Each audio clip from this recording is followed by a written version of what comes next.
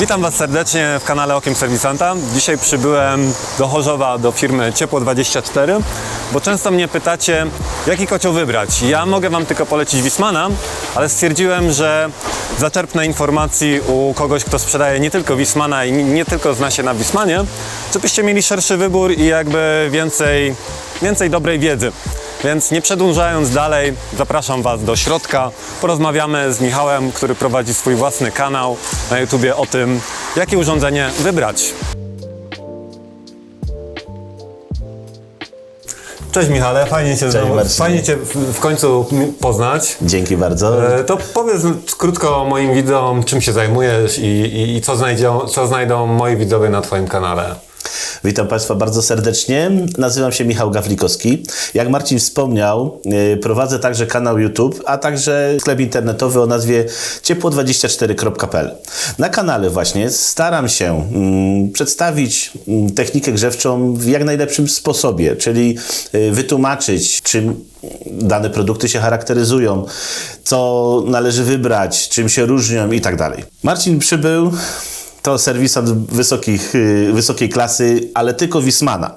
Natomiast był ciekawy, co słychać u innych producentów, jak to wygląda na tle innych produktów i właśnie dlatego tutaj jesteśmy. I ten odcinek właśnie będzie o tym. Więc... Także właśnie, nie przedłużając dalej, jeżeli nie Wiessman, to w takim razie co innego u Ciebie w sklepie można znaleźć i jakby co się klientom sprawdza albo nie sprawdza? Ogólnie w sklepie mamy bardzo dużo produktów, bo ponad 40 000 produktów wystawionych różnych marek, nie?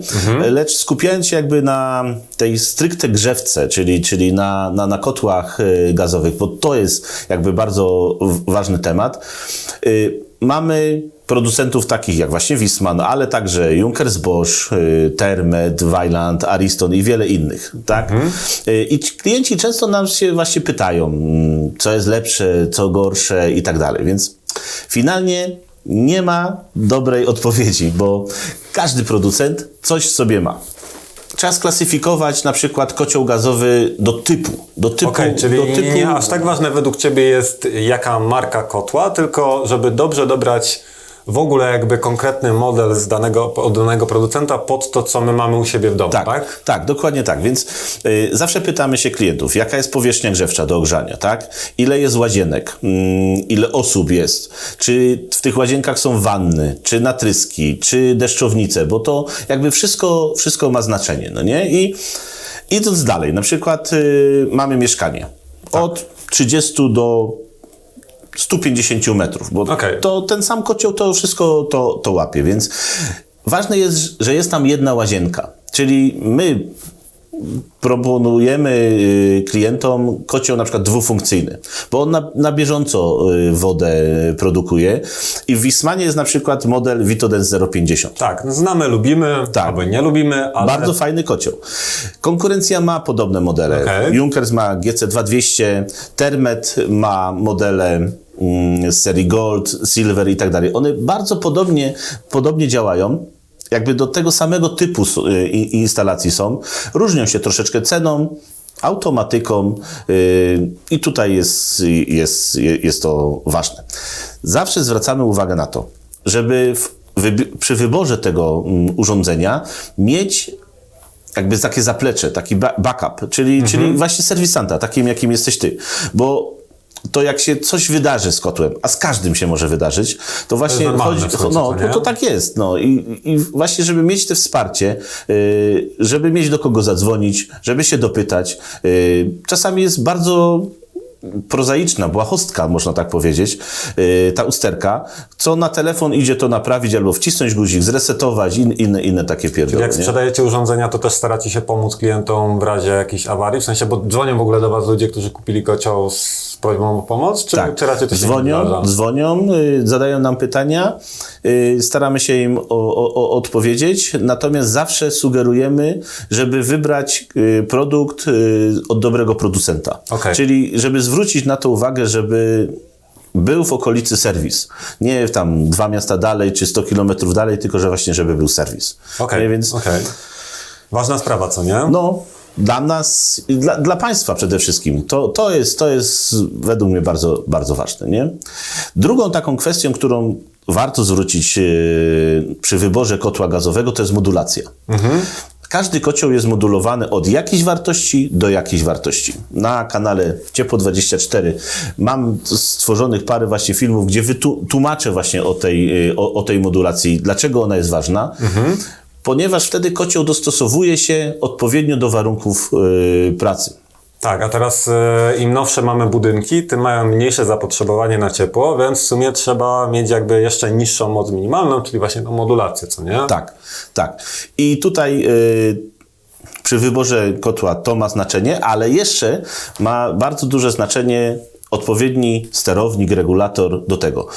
Tłumaczymy to klientom tak, że gdyby kupili sobie super auto, tylko że zapomnieli o klimatyzacji. I klimatyzacja to jest otwarcie... Bardzo podoba mi się ta analogia, bardzo mi się podoba ta otwarcie analogia. szyb i sobie wieje, to wtedy mamy klimatyzację. Ale to nie ta sama klimatyzacja, co normalnie w aucie, więc fajny kocioł to i odpowiednia automatyka. Po to właśnie, żeby modulowała pracę tego urządzenia, co się oczywiście przenosi na niskie rachunki. To jest według mnie klucz. I na też pewnie komfort w domu tego ogrzewania, no bo jednak jak coś się wyłącza i włącza i po prostu mamy takie fale ciepła i zimna, to też nie jest zbyt przyjemne. Co nie? Tak, dokładnie tak.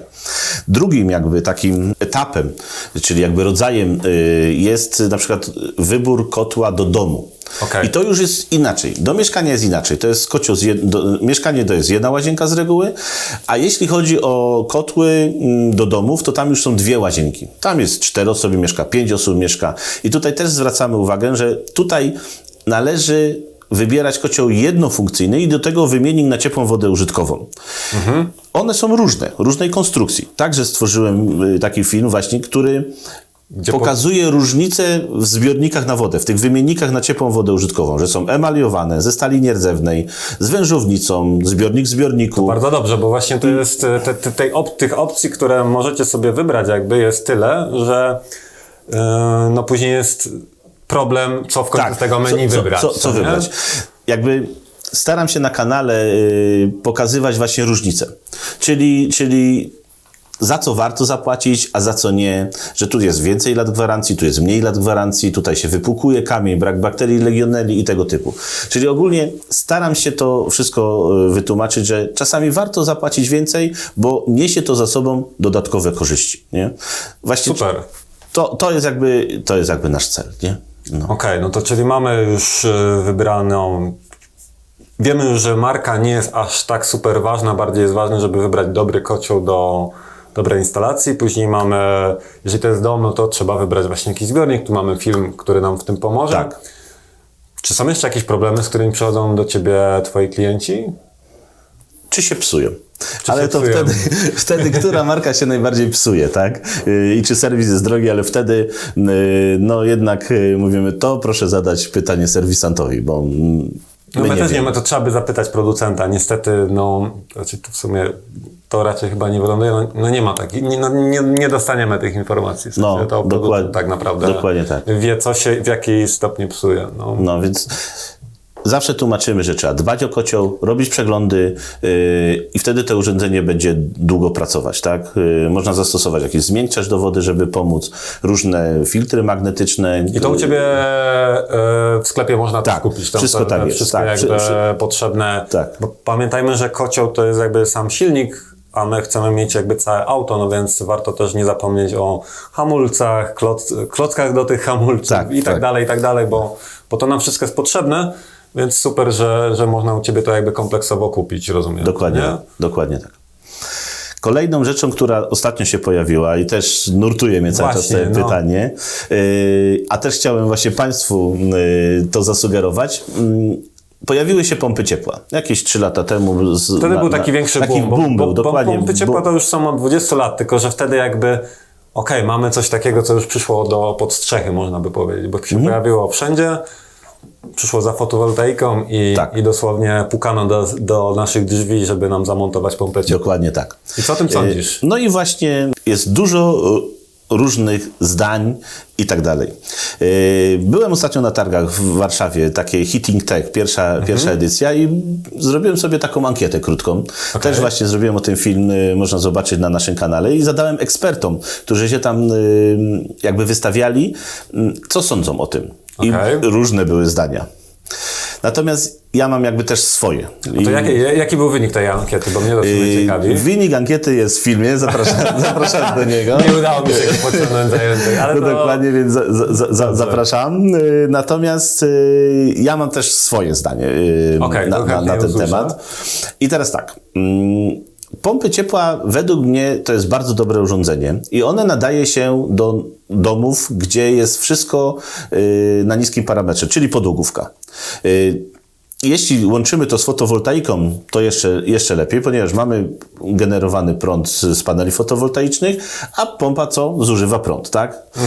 Czyli wybór dobrej pompy z markowej, od markowego producenta, na przykład Wiessmann, powoduje to, że mamy dobry serwis, dobre parametry, dobre te SCOP czy COP, a to jest bardzo ważne, czym większe, tym lepsze. Czyli więcej oszczędzamy. Większa sprawność i bardziej oszczędzamy. Natomiast pompa ciepła nie nadaje się też często do różnego typu jakby zamienników, czyli mamy starą instalację, grzejniki, stary dom nieocieplony, kocioł i ktoś jakby wciska państwu, że pompa ciepła będzie super. Wtedy właśnie nie. Wtedy ona się nie do końca nadaje, tak? Pojawiło się właśnie jakby boom na te pompy ciepła. Pojawił się taki trend, że wymieniamy ekologicznie i tak dalej. Natomiast pojawiło się dużo firm takich, które to robiły, na siłę, ale nie umiały dobrze dobrać, tak? I w efekcie... Tam proponowano chyba po prostu ciągle ten sam zestaw, czy miałeś dom 160, czy 260, czy ocieplony, czy nie, ciągle to samo. No i tutaj jakby powstał problem, no i też jakby hejt w tym internecie. Ja też oglądam te kanały, patrzę co się dzieje i tak dalej. No i tu powstał problem, więc pompa ciepła ok, do odpowiedniego budynku. A co grzejniki i ocieplony budynek? Co o tym sądzisz? Kocioł gazowy. Ja bym wszedł w kocioł gazowy, natomiast pojawiły się pompy ciepła z czynnikiem R290 i one działają na wyższym parametrze i wtedy dają radę, tak? Są też grzejniki, firma Regulus stworzyła grzejniki z wentylatorem. Czyli jest grzejnik aluminiowy, tak. I do tego jest wentylator i to wtedy pobudza.